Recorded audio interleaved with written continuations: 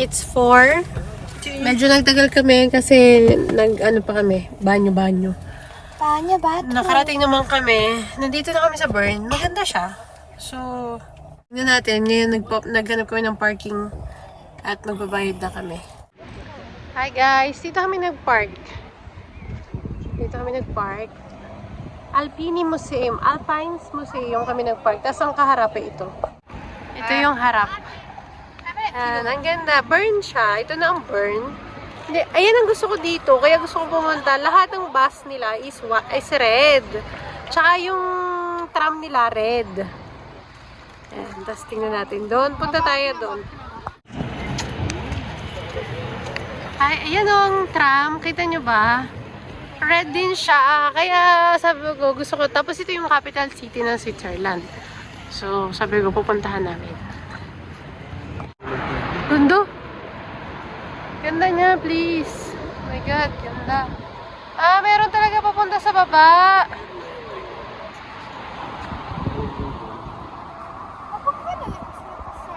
Kaya ho. Ang ganda dun.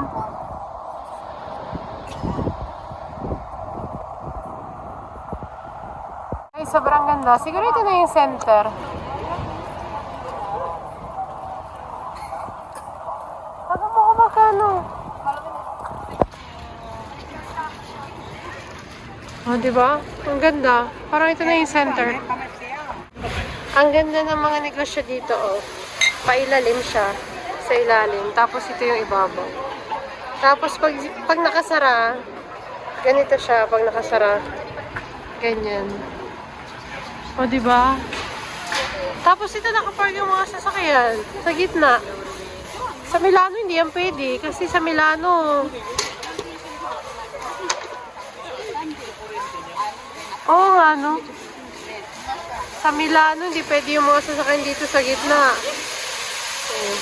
Pero silang may mga second hand. Yan, ano to? Negosyo yan. Negosyo. Sasama kami dito sa ano. May tubig siya. Galing sa... para pwede mo siyang inumin. Cute.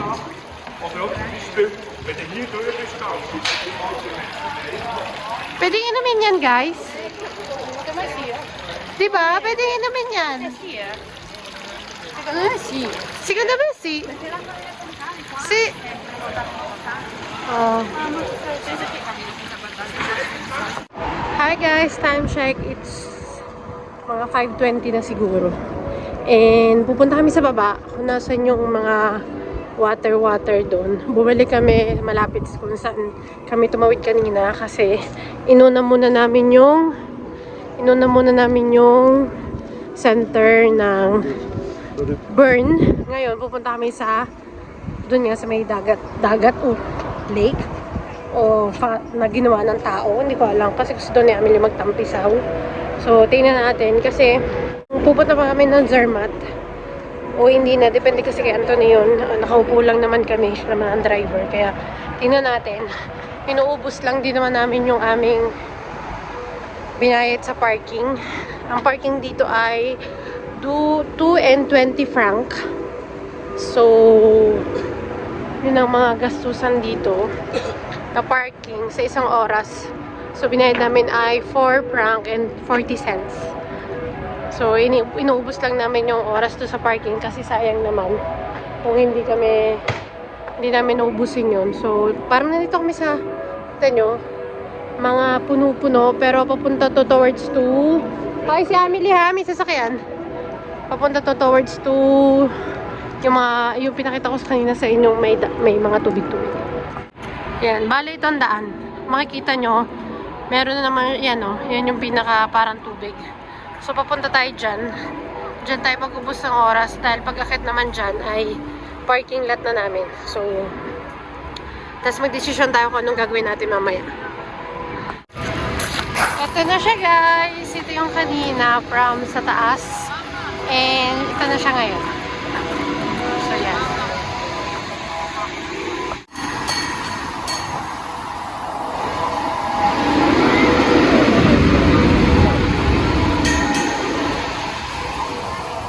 ganda, di ba? Super ganda. Tapos yung naririnig yung ugong, ayun ay galing sa simbahan. Yung bell. Yun. Tsaka kasali na rin yung ugong ng tubig na yan. Napakaganda talaga ng Switzerland. Sobrang linis nila. Yan yung mga bahay nila. Sobrang ganda din. Di ba, doon tayo nanggaling kanina sa may taas na yun. Yun. Doon tayo naglakad. So, bumaba tayo para makalapit tayo dito. Ang galing lang ng bahay na yun kasi nasa gitna talaga siya. Yan, yung bahay na yan. Yung condominium na yan, nasa gitna talaga siya itong tubig kasi pagkatapos itong mga to, yan, yung mga yan, meron pa ring water doon. So, nagkakaroon, ang daan lang ng condominium na yan is yung, saan ba? Yan. Meron lang siyang malapit dyan. Meron lang siyang ano dyan, parang hagdan, parang ano. Meron lang siyang hagdan para makatawid doon para sa kabila. Update 6:10 and palis na tayo ng Bern. So, papunta sa bahay, it's 4 hours. Galing dyan sa Bern. Tingnan namin kung mapupuntahan namin yung patatlo namin sa napupuntahan, which is Zermatt. Kaso, pag Zermatt, 2 hours and a half siya. So, makakarating kami mga 6:30 to 7. So, magstay kami ng 1 hour. Pagkatapos namin magstay ng 1 hour, biyahe ulit, 2 hours ulit. So, darating kasi kami ng bahay, mga 11 or 12. Yung kasama ni ate, iuwi pa namin yan sa bahay niya. So, tingnan natin kung saan tayo madadala ng ating paglalayas na ito. Hi guys! So, nasa bahay na tayo. It's currently 12 midnight. Nakalimutan ko na kayong i-vlog. Nakalimutan ko na pala mag-vlog. So, dumating kami mga 9:20, 9:30 sa bahay. Kasi diniretso na namin yung kaibigan ni ate sa bahay niya. Tapos pagdating namin dito, naglinis agad kami ng sarili namin at yung mga dala namin gamit. So, kumain na rin kami kasi parang nakalimutan namin mag-dinner. Parang ganun. So, kumain na rin kami na for dinner, late dinner. Ngayon si Anthony nagre-relax siya dun sa salas. Nanonood siya ng Lakers, yung replay. Kanina umaga yata yun. So, nanonood siya. Ako naman, nandito. Hindi ko na malaya, nakatulog na pala ako sa pagod. So, hindi na kami nakapunta sa Zermatt kasi ano kaming gagabihin, ang Switzerland medyo madilim. Tsaka nakakatakot na yung daan, pasigsag na, masyado nang madilim. So, sabi ko kay Anthony, next time na lang kasi may next time naman, malapit naman kami sa Swiss, diba? So, sabi ko, next time na lang kami pupunta, marami pa naman pagkakataon.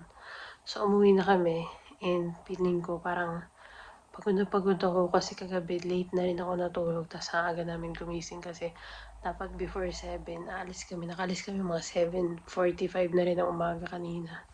So, masaya naman. Nag-enjoy naman yung mga bata, nakakatuwa. Yun lang naman. Kaya naman kami nagpunta sa Rhine Falls kasi nakapunta na nga ako. Hindi pa kasi nakapunta si ate doon. Kasi noong time na yun, hindi na siya kasya sa car. Mahigpit, diba? Dahil nga may checkpoint, yung parang borderline. So, may border sila doon. So, hindi pwedeng puno sa sasakyan. Kanina yung papunta namin, kita nyo naman sa vlog. Pabalik, ganun din. Walang tao. Asing wala ng tao. Dahil siguro madilim na o natulog na or something. Pero walang tao. Asing walang tao. So, dire-diretso lang. Ang problema lang ay medyo madilim na. Kaya medyo nahirapan si Anthony, tapos pagod na rin siya yung mga 4 hours Varese to Rhinefall, 4 hours.